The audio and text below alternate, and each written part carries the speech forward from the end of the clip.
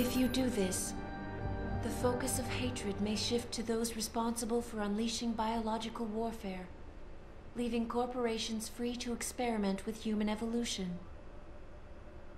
Are you sure this is your choice? So be it then. Sarif was right about one thing. It's in our nature to want to rise above our limits. Think about it. We were cold, so we harnessed fire. We were weak, so we invented tools. Every time we met an obstacle, we used creativity and ingenuity to overcome it. The cycle is inevitable. But will the outcome always be good?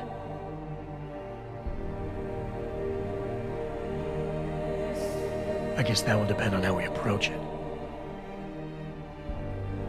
These past few months, I was challenged many times. But more often than not, didn't I try to keep morality in mind, knowing that my actions didn't have to harm others? Time and time again, didn't I resist the urge to abuse power and resources simply to achieve my goals more swiftly? In the past, we've had to compensate for weaknesses, finding quick solutions that only benefit a few.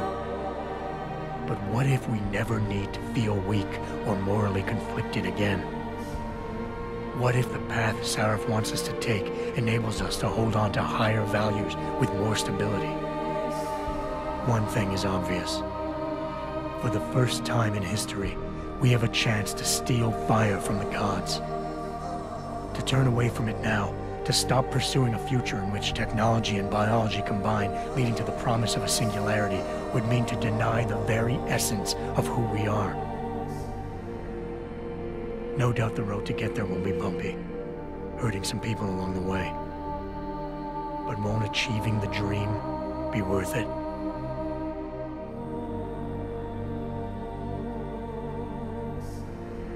We can become the gods we've always been striving to be. We might as well get good at it.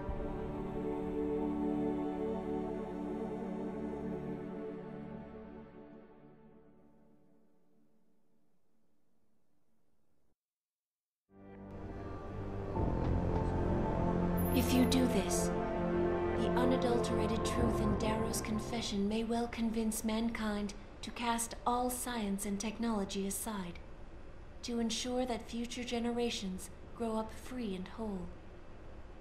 Are you sure this is your choice? So be it then.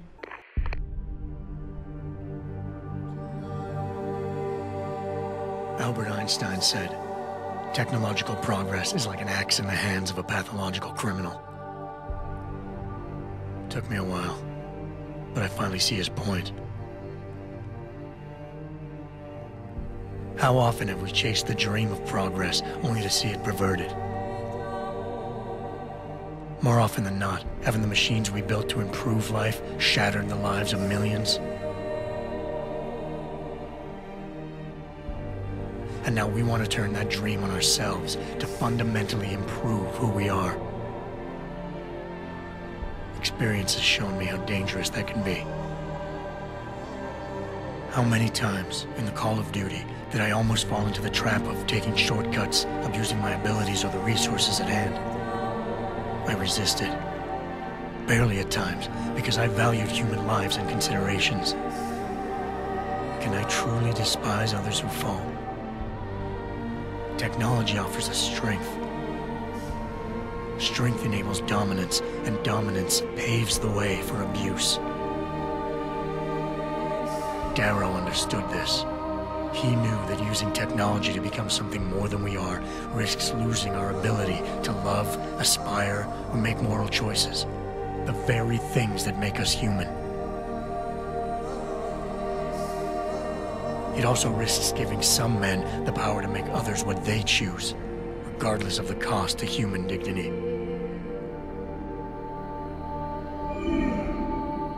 The suffering Darrow inflicted is not the end of the world. It is merely the seed for change. And change never comes without pain.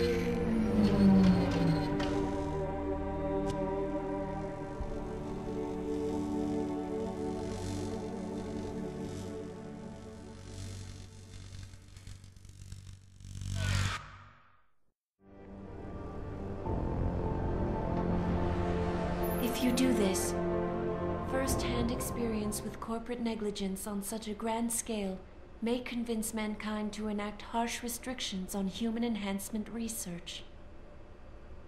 Are you sure this is your choice? So be it then. Freedom. To those who don't have it, it's more valuable than gold. But where should it start and end?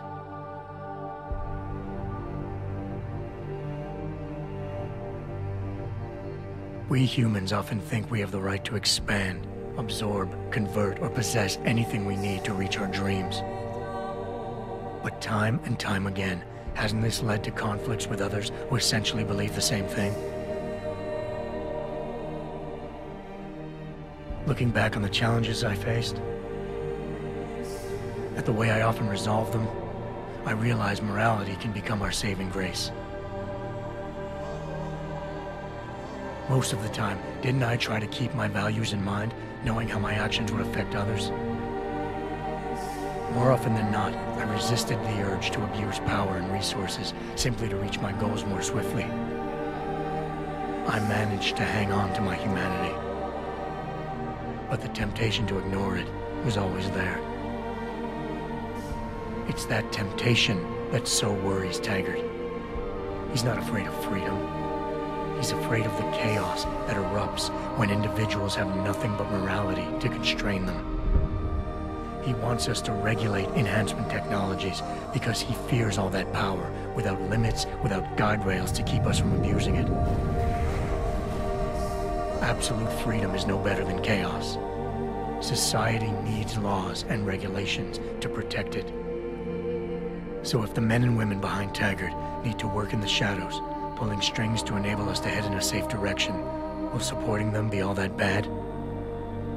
If they're as wise as Taggart says, how bad will their leadership be?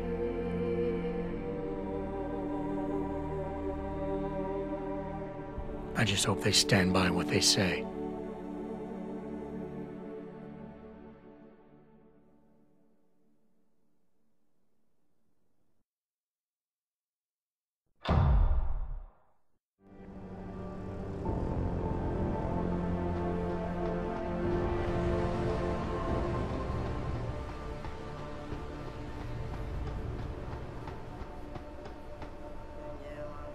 If you do this, the world will be left with questions and may never reach a consensus.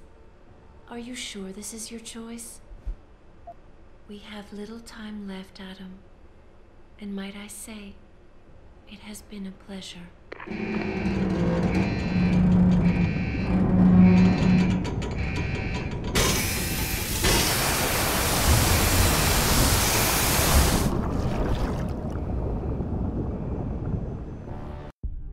Do I trust mankind to save itself? That's what Eliza was asking. The truth is, I don't know. After everything I've seen, all the fighting and the chaos around me, I only know what I want to believe. Somehow, human decency will triumph. These past few months, I've faced many life-threatening situations. I could have given up many times, but my need to know the truth, to uncover the secrets that others were hiding, and to survive, forced me to keep on going. Most of the time, I tried to keep my values in mind, knowing my actions did not have to harm others. I held on to my humanity, resisting the urge to abuse power or resources in order to meet my goals. And in the end, I got the job done.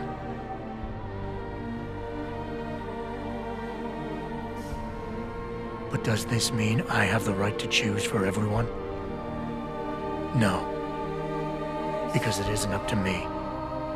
It isn't up to Darrow, Sarah, or Taggart either. Ordinary men and women will have to decide together what course mankind should take. The kind of people who time and time again have picked and chosen the future in highly practical ways, slowing change when it's negative, speeding it up when it's good. Can they do it again? I don't know.